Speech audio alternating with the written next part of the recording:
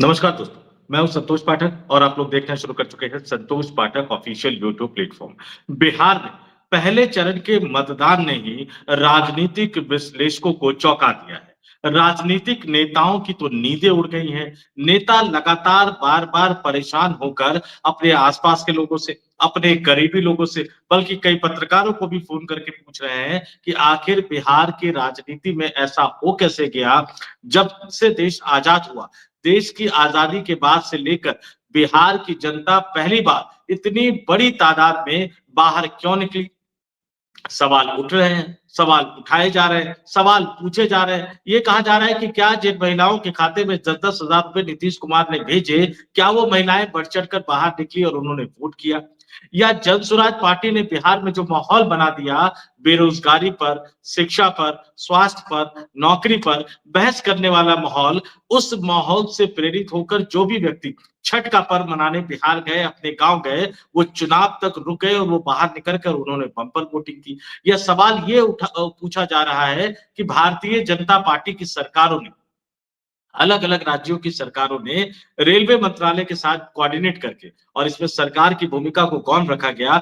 BJP संगठन के नेता आगे रहे और उन्होंने जो अलग-अलग राज्यों से बिहारियों की ट्रेनों को भर-भर कर बिहार भेजा, उन लोगों ने क्या मतदान कर दिया जाकर, निकल गए इतनी बड़ी तादाद में कि वोटिंग का परसेंटेज इतना ज़्यादा हो गया। आखिर वोट इतना बढ़ा कैसे? लेकिन इस बीच भारतीय जनता पार्टी किस तरह से 3 के झमेले में फँस गई।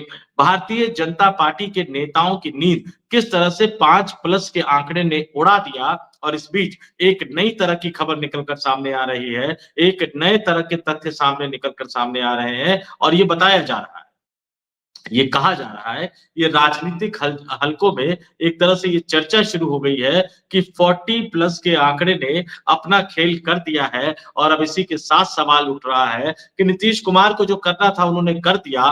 बिहार की जनता को जो फैसला सुनाना था वो उन्होंने सुना दिया। अभी तो चुनाव आधा ही हुआ है, अभी आधे से 1 सीट ज्यादा पर चुनाव 11 नवंबर को होना है, लेकिन उससे पहले बिहार की जनता ने संकेत दे दिया है और अब अंतिम फैसला जो है वो बिहार के मुख्यमंत्री, जनता दल यूनाइटेड के मुखिया नीतीश कुमार को करना है, और इसी के साथ एनडीए गठबंधन में शामिल अन्य राजनीतिक दलों को यह फैसला करना है। आखिर ये फैसला क्या है? 40 प्लस का ये माजरा क्या है? और बिहार की जनता ने किस तरह से अपने वोटों के जरिए एक बड़ा राजनीतिक संदेश उन तमाम राजनीतिक दलों को दे दिया है जो नरेंद्र मोदी की पालकी उठाए हुए हैं, जिनके समर्थन के बल पर केंद्र में भारतीय जनता पार्टी की सरकार बनी हुई है, जिसके मुखिया नरेंद्र मोदी है, लेकिन जिस सरकार को हकीकत में चला रहे हैं देश के गृह मंत्री अमित शाह।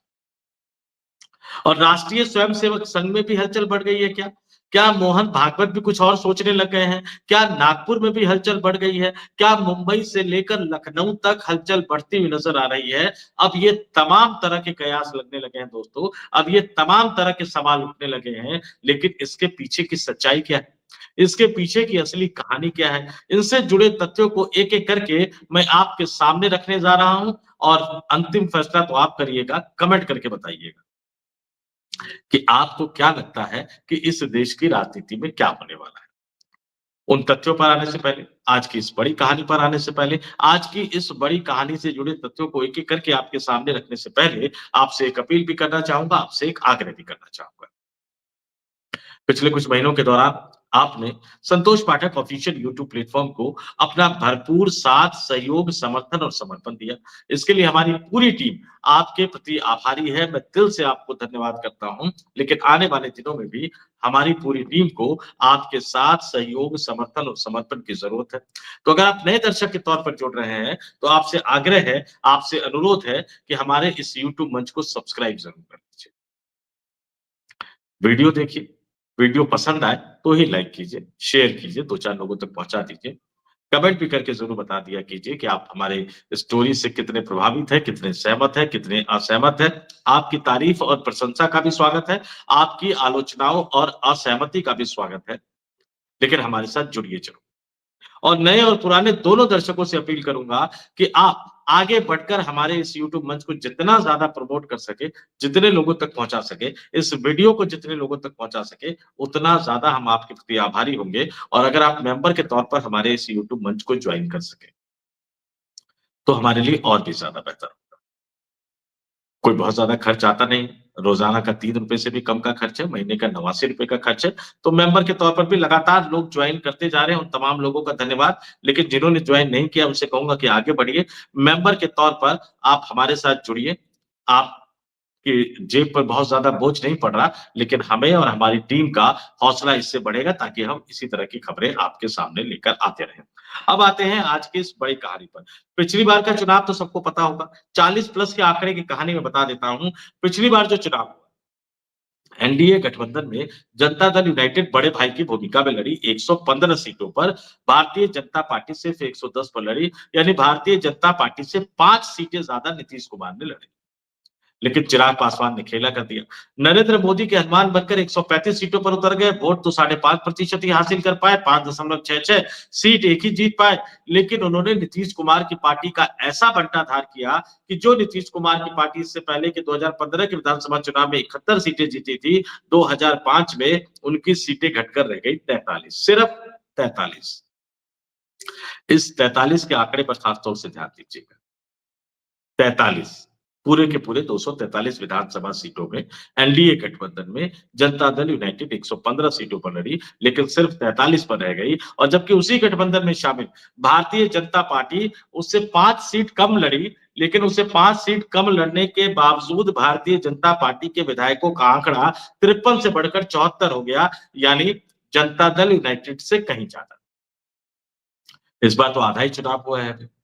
6 नवंबर को बिहार की 121 सीटों पर चुनाव हुआ है। 11 नवंबर को बिहार के 122 सीटों पर मतदान होगा और ये बताया जा रहा है कि इस 121 सीटों में ही महिलाओं के बल पर, अल्पसंख्यकों के बल पर, पिछड़े समुदाय के लोगों के बल पर, जो कि लवकुश समीकरण जो कहा जाता है, कुर्मी, कोयरी, कुशवाहा, महिलाएं और अल्पसंख्यक यानी मुस्लिम समाज के मतों के बल पर जनता दल यूनाइटेड ने नीतीश कुमार ने 40 प्लस का आंकड़ा पार कर लिया। 121 विधानसभा सीटों पर। जी हाँ। पिछली बार कुल 243 विधानसभा सीटों में से जनता दल यूनाइटेड के खाते में सिर्फ 43 आ पाई थी और बिहार के विधानसभा में वो तीसरे नंबर की पार्टी बनकर रह गई थी। पहले नंबर की पार्टी 75 विधायकों के साथ राष्ट्रीय जनता दल था। दूसरे नंबर की पार्टी 74 विधायकों के साथ भारतीय जनता पार्टी थी और तीसरे नंबर की पार्टी बनकर रह गई थी नीतीश कुमार की जेडीयू, जनता दल यूनाइटेड। और इस बार खेला पलट गया। सिर्फ 121 सीटों का अभी तक चुनाव हुआ और जनता दल यूनाइटेड 40 के आंकड़े को पार करता हुआ नजर आ रहा है और इस 40 के आंकड़े के पार होने का मतलब है कि अगर यही राजनीतिक संकेत आगे भी रहा, यानी 11 नवंबर को भी रहा, तो फिर 75 पार नीतीश कुमार का जाना तय है और कोई ठीक नहीं है कि वो 80-85 के आंकड़े को भी टच करते हुए नजर आए, सिर्फ 101 सीट पर लड़ने के बावजूद। तो फिर क्या होगा? नीतीश कुमार के 70-75 का आंकड़ा पार करना और 80 के पास पहुंचना, 80 के आसपास रहना, 70 से 80 के आसपास रहना, 80 से ऊपर जाएगा नहीं जाएगा मैं नहीं कह सकता, लेकिन फिलहाल ये संकेत मिल रहे हैं कि 70 से 80 के बीच में नीतीश कुमार की पार्टी यानी जनता दल यूनाइटेड रहेगी, तो फिर वो भारतीय जनता पार्टी के साथ मिलकर सरकार क्यों चलाना चाहेगी जिस भारतीय जनता पार्टी ने उनकी पार्टी को तोड़ने की कोशिश की। फिर तो नीतीश कुमार अपना पुराना हिसाब-किताब भी चुकता करने की जुगत में लग जाएँगे और वो पुराना हिसाब-किताब चुकता होगा नरेंद्र मोदी को सत्ता से बाहर करके। तो बिहार में अगर सत्ता के समीकरण बदलेंगे, तो सत्ता के समीकरण के बदलने की वो जो गूंज है, वो देश की राजधानी दिल्ली तक सुनाई देगी और इसीलिए खबर उठ रही है, इसीलिए बार-बार निकल कर सामने आ रहा है कि 40 प्लस के आंकड़े ने कर दिया बड़ा कमाल। क्या चंद्रबाबू नायडू और नीतीश कुमार भी राहुल गांधी के साथ खड़े होंगे? आज की तारीख में ये सवाल और ज्यादा महत्वपूर्ण हो गया है और भी ज्यादा बड़े पैमाने पर ये सवाल पूछा जा रहा है और ये सवाल पूछा क्यों जा रहा है?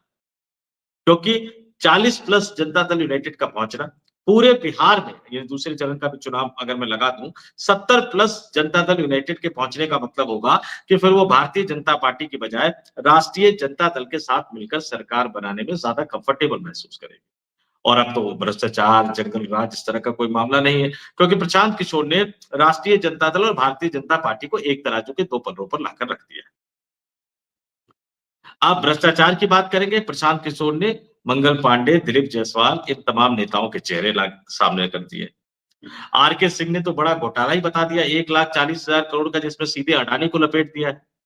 अब अडानी की फाइल को बिहार का कोई अधिकारी या बिहार का कोई मंत्री अपनी सुरक्षा से तो क्लियर करेगा नहीं। तो जब भी अडानी का नाम आएगा तो साध का नाम भी आएगा। तो आरके सिंह ने बिना कुछ कहे प्रधानमंत्री नरेंद्र मोदी को लपेट दिया। तो भ्रष्टाचार के मामले में अब बीजेपी और राष्ट्रीय जनता दल बिल्कुल एक जैसी हो गई है। इस तरह का मैसेज बिहार की राजनीति में पहले प्रशांत किशोर ने दिया और बाद में आरके सिंह ने दे दिया।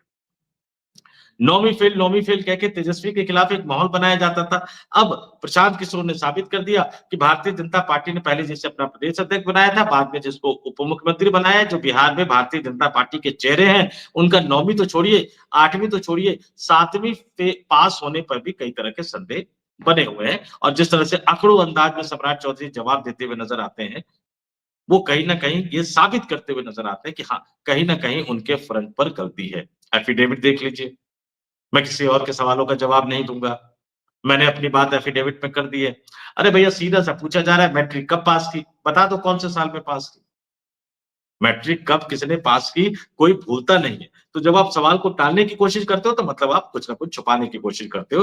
तो उस बराबर पे ला दिया तो नीतीश कुमार को अब बीजेपी भी उनके लिए बराबर है और राष्ट्रीय जनता दल भी बराबर है। यानी आइडियोलॉजी की कोई दिक्कत नहीं है, विचारधारा की कोई दिक्कत नहीं है, भ्रष्टाचार कोई मुद्दा रहा नहीं है, अनपढ़ होना या कम पढ़ा-लिखा होना भी अब कोई बड़ा मुद्दा नहीं रह गया। लेकिन ऐसी सूरत में क्या नीतीश सिर्फ बिहार की सत्ता हासिल करके चुप बैठ जाएँगे? यहाँ से चंद्रबाबू नायडू की एंट्री होती है। याद कीजिए लोकसभा चुनाव से पहले नीतीश कुमार अलग-अलग राज्यों में घूमकर उन्होंने तमाम विपक्षी नेताओं को एकजुट किया और इंडिया गठबंधन खड़ा किया। कई वजहों से उसमें शामिल नहीं रह पाए, वो वापस बीजेपी के साथ आ गए। लेकिन अब अगर वो छोड़ के फिर से इंडिया गठबंधन के साथ जाएँगे, तो अब वो एनडीए गठबंधन के घटक दलों पर ज़्यादा फोकस करेंगे। वो हैदराबाद जाके चंद्रबाबू नायडू से मिलेंगे, वो मुंबई जाके नाराज एकनाथ शिंदे से मिलेंगे, दुखी अजीत पवार से मिलेंगे। वो जयंत चौधरी से भी मुलाकात कर सकते हैं। वो एनडीए गठबंधन में शामिल तमाम अन्य राजनीतिक दलों के नेताओं से मुलाकात करेंगे और इस बात की कोशिश करेंगे कि वो मोदी सरकार से समर्थन वापस ले लें। अब नीतीश कुमार के पास तो तर्क है। नीतीश कुमार के पास तो बहुत सारे बहाने हैं, लेकिन चंद्रबाबू नायडू भला क्यों लेना चाहेंगे? ये सवाल आपके मन में उठेगा, बार-बार उठेगा। इस सवाल का जवाब छुपा हुआ है गौतम अडानी में। अमेरिका में एक एफआईआर अडानी साहब के खिलाफ। वो मामला कहाँ से जुड़ा हुआ है? आंध्र प्रदेश से जुड़ा हुआ है। उस समय मुख्यमंत्री कौन थे? वाईएसआर कांग्रेस पार्टी की सरकार थी, जगन मोहन रेड्डी मुख्यमंत्री थे। अब चंद्रबाबू नायडू अपना पुराना हिसाब-किताब चुकाना चाहते हैं, जगन मोहन रेड्डी को जेल भेजकर, लेकिन बीजेपी आलाकमान का उन पे प्रेशर है कि अगर उस मामले में आप जगन मोहन रेड्डी के खिलाफ कोई कार्रवाई की, तो देर-सवेर उस कार्रवाई की जद में प्रधानमंत्री नरेंद्र मोदी के करीबी मित्र, अरबपति कारोबारी, धन्ना सेठ गौतम अडानी भी आ जाएँगे, इसलिए उसको रुकवा के रखा हुआ है। जबकि चंद्रबाबू नायडू को राजनीतिक रूप से ये उनकी बेचैनी बढ़ा रहा है कि वो जगन मोहन रेड्डी को इतने बड़े मामले में जिसमें कई सारे सबूत हैं, कई सारे तथ्य हैं, उसमें वो घेर नहीं पा रहे हैं। तो ज़ाहिर-सी बात है कि अगर उनको पहला मौका मिलेगा कि उनकी समर्थन वापसी से केंद्र में मोदी सरकार की विदाई हो जाएगी और फिर उनके समर्थन से एक नई वैकल्पिक सरकार बनेगी और वो नई वैकल्पिक सरकार जो अडानी के खिलाफ वाली होगी, तब उनको अडानी को बचाने की कोई झंझट नहीं रहेगा उनके सामने और फिर वो बड़े आराम से जगन मोहन रेड्डी पर कार्रवाई करेंगे, चाहे उस कार्रवाई की जद में गौतम अडानी साहब आ जाए या उस कार्रवाई की जद में प्रधानमंत्री नरेंद्र मोदी आ जाए या उस कार्रवाई की जद में कोई और भी नेता आ जाए। लेकिन इसकी शुरुआत और इसकी पहल चंद्रबाबू नायडू नहीं करना चाहते। पिछली बार वो गए थे एनडीए गठबंधन से बाहर, सत्ता से बनवास झेलना पड़ा था, तो इसलिए अभी उनकी हिम्मत अकेले ऐसा करने की नहीं हो पा रही है। लेकिन नीतीश कुमार जब मुहिम शुरू करेंगे एनडीए गठबंधन से बाहर निकलकर और वो एनडीए गठबंधन के साझेदार दलों को एक-एक करके इकट्ठा करना शुरू करेंगे, तो चंद्रबाबू नायडू की हिम्मत भी बढ़ेगी और 16 सांसदों वाले चंद्रबाबू नायडू ने अगर समर्थन वापस ले लिया 12 सांसदों वाले नीतीश कुमार ने अगर समर्थन वापस ले लिया, तो फिर मोदी सरकार का टिके रहना, बचे रहना, बने रहना बहुत मुश्किल होगा। लेकिन सवाल वही है जो मैंने पूछा कि क्या राहुल गांधी के साथ आएँगे चंद्रबाबू नायडू और नीतीश कुमार?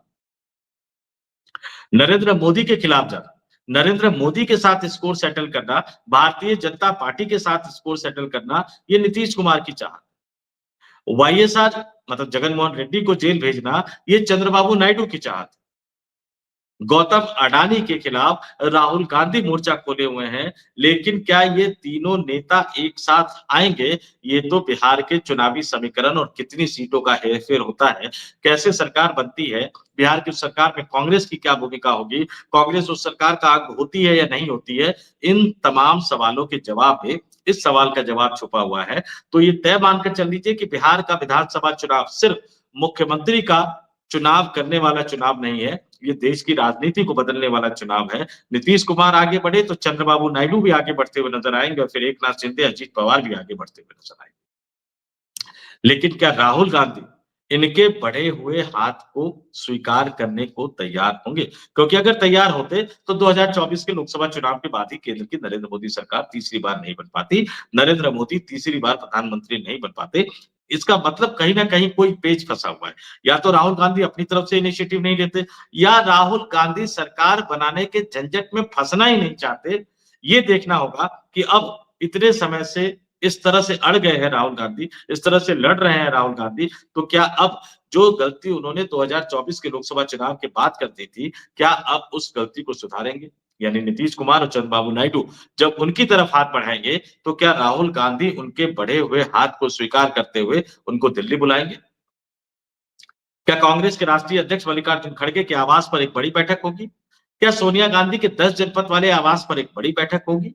या राहुल गांधी के नए आवास पर एक बड़ी बैठक होगी? इन तमाम चीजों का जो जवाब है, वो तो आपको 14 नवंबर के बाद ही पता लगेगा। 14 नवंबर के बाद किसकी कितनी सीटें, कौन किस गठबंधन में रहेगा, कौन किस गठबंधन को छोड़ेगा, और अगर कोई वैकल्पिक सरकार बिहार की राजनीति में बनती है, तो उस वैकल्पिक सरकार में कांग्रेस के कितने विधायक शामिल होंगे, कांग्रेस के कितने विधायकों का समर्थन होगा, इस पर काफी कुछ डिपेंड करता है। नीतीश कुमार तो 40 पार पहले ही पहुंचते हुए नजर आ रहे हैं, लेकिन कांग्रेस पार्टी कितने पार पहुंचेगी, इसके लिए हमें 14 नवंबर का इंतजार करना पड़ेगा, जिस दिन जनादेश है।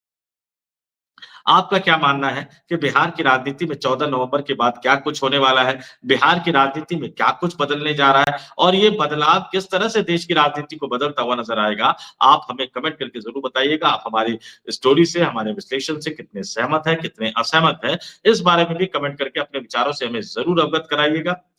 जाते-जाते एक और अपील करूँगा, अगर आपने अभी तक हमारे यूट्यूब मंच को सब्सक्राइब नहीं किया है, तो आगे बढ़िए, संतोष पाठक ऑफिशियल यूट्यूब प्लेटफ़ॉर्म को सब्सक्राइब कीजिए। मेंबर के तौर पर अगर आप जॉइन कर सकें, तो मेंबर के तौर पर भी जॉइन कीजिए। तो इस वीडियो में इतना ही। मुझे यानी संतोष पाठक को दीजिए इजाज़त। आप तमाम लोगों से अपील करूँगा, आप तमाम लोगों से आग्रह करूँगा कि आप देखते रहिए संतोष पाठक ऑफिशियल यूट्यूब प्लेटफ़ॉर्म। बहुत-बहुत धन्यवाद, आभार और नमस्कार।